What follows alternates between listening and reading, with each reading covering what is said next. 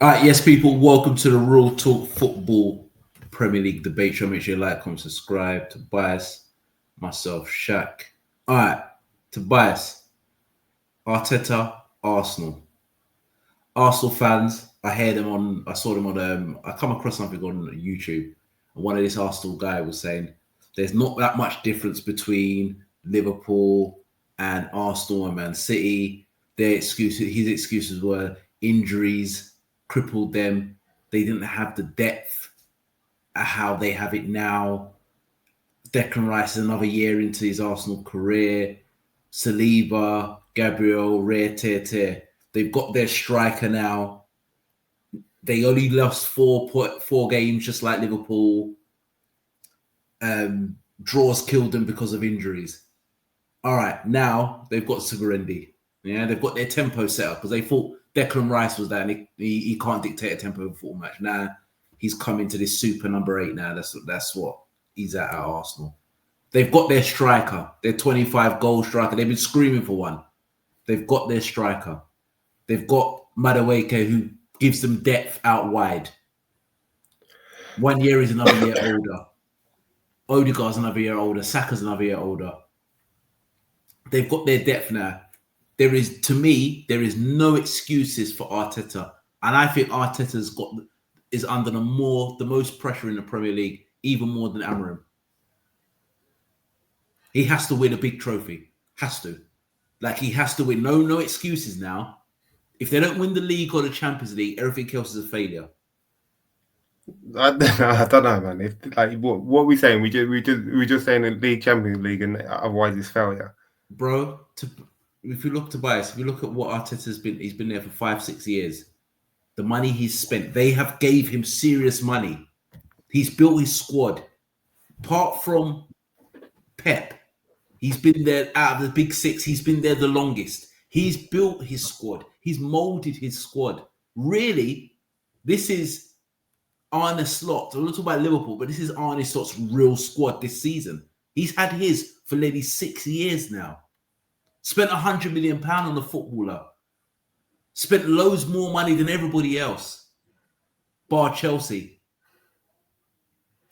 They have to win a big trophy. They can't go again and go backwards and win a League Cup or come third. To me, you've got your depth. You've got your striker now. You've been screaming for a striker. You hear Arsenal fans, we need a striker, In my personal opinion, a striker doesn't work in Arteta's system, but they've got a striker. I think he's been pressured into getting a striker. He's got his striker. Now, for me, if he doesn't win the league or the Champions League, I think it's a failure. And I hope he stays because, in my opinion, it doesn't matter who they buy. As long as Arteta's in charge, I don't think they'll win anything. No major offers. You kill me, I swear to God. You do, you're a beast. I'm not even gonna lie. When it comes to flip flopping, you are the ultimate beast. Because it wasn't too long ago. You was telling me like Arsenal are the next up, and Arteta's the truth. I did not say Arteta's the truth. You did, man. You said after watching the light bulb moment on what was it? What was that all or nothing thing? You say you was rating Arteta. You're chatting the most, bro. That you wasn't telling me that you're chatting the most. Oh my goodness! This guy comes out with the most, bro. You just make things up, bro. And with you, you're not allowed to change your mind. If you say one thing, it's like you have to stick with it, no matter what. And you always will bring it up. Like you can't change your mind under Tobias. You can't change your mind. You can't say, "Oh well, I changed my mind." No, but it's the way you do it. You do it with so much chest, yeah. It's like you're backing them 100% one way, yeah. And it's like, you know what? Next up, it's like, I don't care who it is. They'll never win anything with Arteta under the thing. You go. It's like all or nothing with you, bro. Yeah. All right. This is why I thought Arsenal were going to win the league at the time when they were top of the league by 11 points. I thought they were going to win it. Man City pipped them, came back, pipped them. Next year, I thought it's their time. I always thought Man City were always in a transitional period because they can't win it 4 years in a row and then go again with the same team. And they didn't refresh the squad until January We didn't know what Liverpool were going to be with Arne Slot. You did call them; they will be fighting for the title. You did say it at the start. I didn't know what was going on because new manager didn't buy anybody. I thought we'll come third. So that leaves Arsenal a clear run to win the league. And they were never in a title race. It come to a point where they nearly got picked for second. Man City caught them at a time where you thought Man City might end up coming second. Listen, you don't need to give me a reason to hate on Arsenal because I will hate on Arsenal as quick as anyone will come. But I'll give a bit of context to it in terms of go on. Like it was different in terms. You mentioned or you gave the comparison of Slot, but yeah, we know that Arteta coming in a different time for Arsenal. They were suffering, they were suffering quite bad, like in where they were positioned and where there was, and obviously they had that transition from Arsene to then Emre, and then Emre didn't get that. Tobias, fuck all of that.